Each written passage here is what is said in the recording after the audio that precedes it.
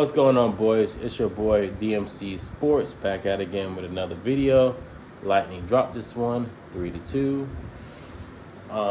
Let's just dive in the game really, because there's a lot to talk about in the game. So Alex Killorn scored a goal in a minute and 6 seconds in the game.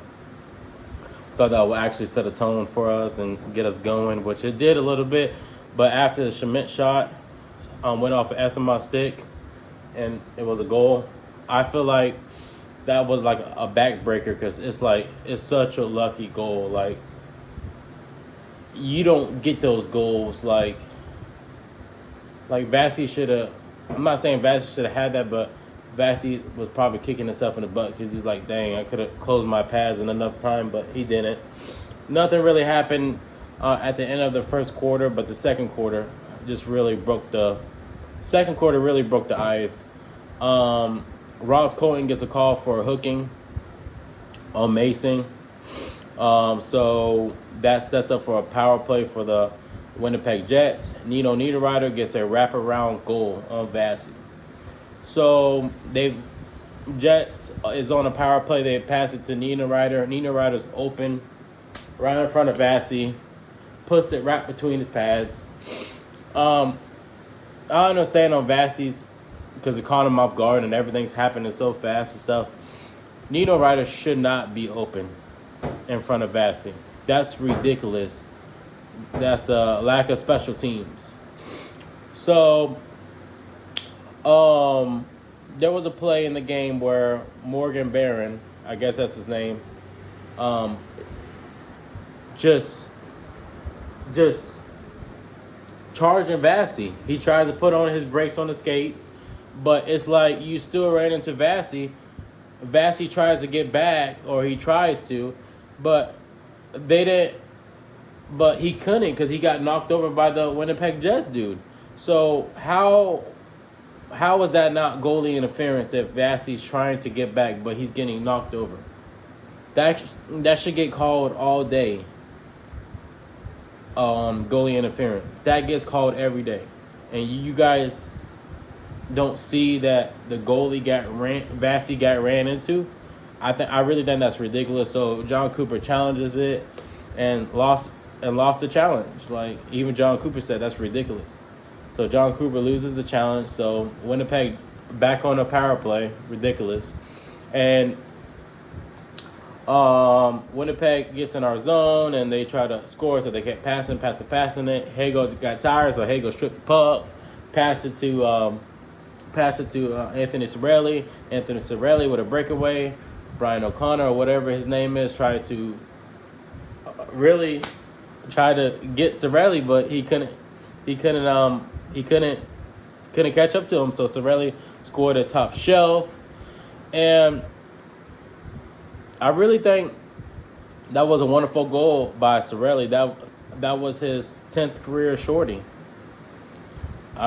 Cirelli been playing awesome, and I just love how he's been playing. So we get back on a power play. Because one of the Winnipeg Jets players, I guess, shouldered Anthony Cirelli's head. And so we get back on a power play, and when Nikita Kucherov went inside the zone, he got tripped over the blue eye. He got tripped. So it made us get a 5-on-3. We need to be scoring on these 5-on-3s. It's unacceptable how we did not score on the 5-on-3. It's uncalled for, but I'm not saying we didn't try. We had chances.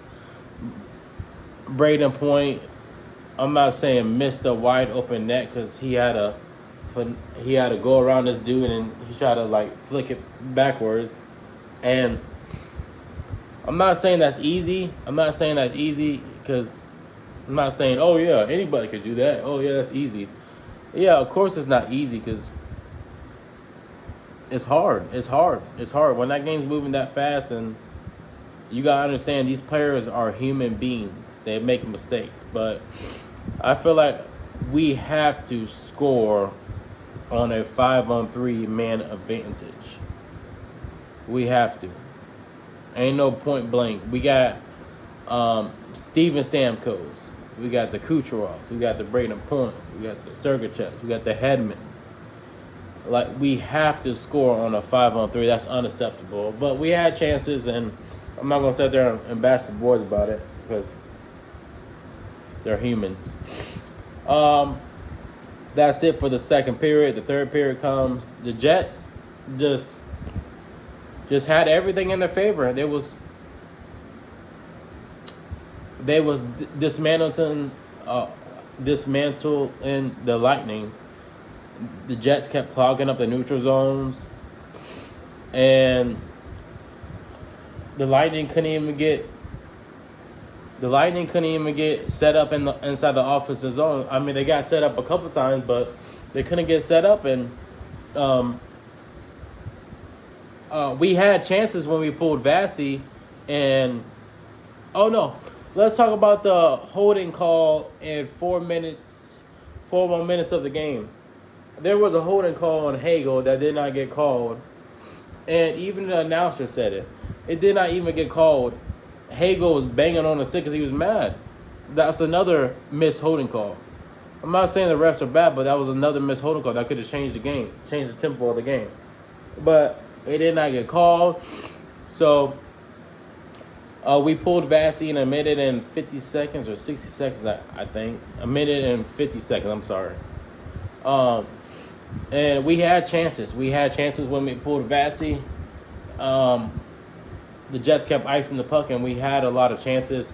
Hedman missed the goal. It went off the goalpost.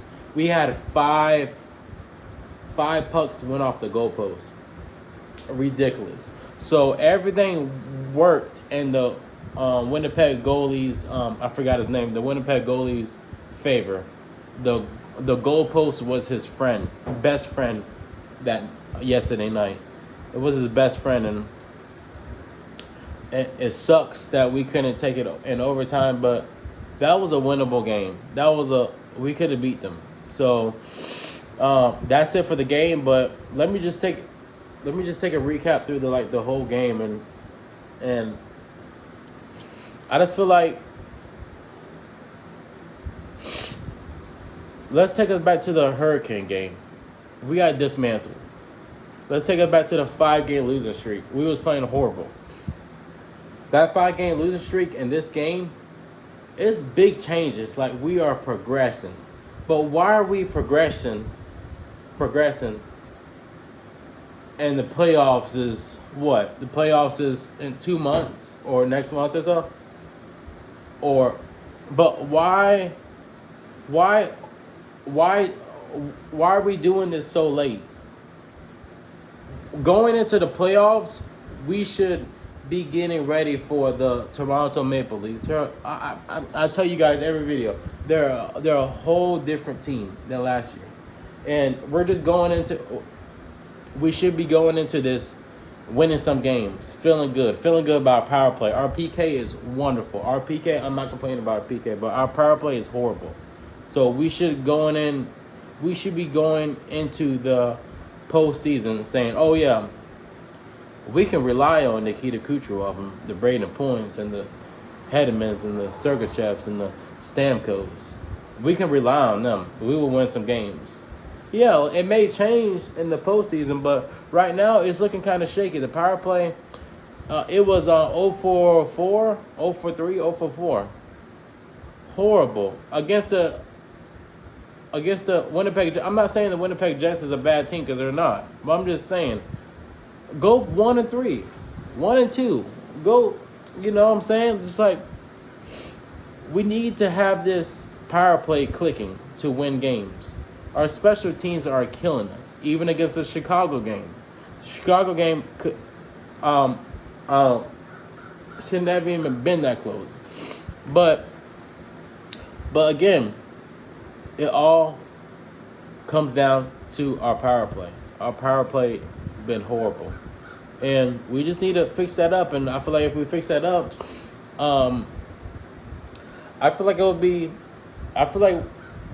we can come in this postseason against the Maple Leafs coming in really confident. I mean, I'm not saying the Lightning are confident because they are confident. They have the experience coming inside the postseason, but you will want to set a tone and get the team going.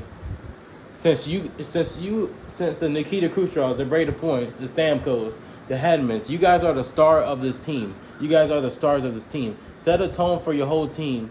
Make them start feeling better. Make them start feeling good about the power plays. They can rely a little more on the power plays if we get the advantage. Like, I feel like we should be having them chances on the power plays, but we don't. They've been kind of shaky. So, wrapping up the game, we had chances, and just the goalpost was the Winnipeg's goalie's best friend. Like, not saying we played bad, but we had chances. Just five. It went off 5 goal like it went, like the puck went off of it 5 times. That's so unfortunate. That 5-on-3 when Braden Point scored, we could have scored on 5-on-3. That could have broke the momentum that the Jets had. It's so much. The game, hockey goes by inches. That was an inch. If it was a little inch to the right, like, nigga, it hit off the goalpost. But yeah, but if it went a little bit to the right, that would have went in. So hockey is all about inches. It's all about just everything. Like, if we would have scored on that 5-on-3, I feel like the Jets would have lost momentum, and we would have scored again on another power play that would have been 5-on-4. So it sucks that we lost, but I feel like this is a building process that we're still going into. And that Hedman goal, if he would have scored that, if that would have never hit off the crosspost, and if he would have, because he had the Winnipeg Jets goalie beat. Like, he didn't even see it at all. But Hedman had him beat, but again, it went off the crossbar. So nothing you can really do. They just let us go into New Jersey against the Devils and just show them, hey, we're the underdogs and we can do this. We can beat you. We can beat you 2 times in your arena, and we can definitely beat you at Amway Arena. So I'm really not worried about this game, but there's a lot of scores on the Devils, but their goalies are really suspect. So I'm really not worried about their goalie situation, but they got scores. Andre Palat, they got scores. So huge is, yeah, but I forgot his name, but next week we go against them Tuesday and Thursday against the Devils. That schedule is so weird. And then I think Friday or Saturday. Let me see. Friday or Saturday. I'm sorry. So, okay. So Tuesday we got the Devils. Thursday we got the Devils again. Saturday we got Montreal and Tampa. Sunday we got the Devils again. So it's back to back.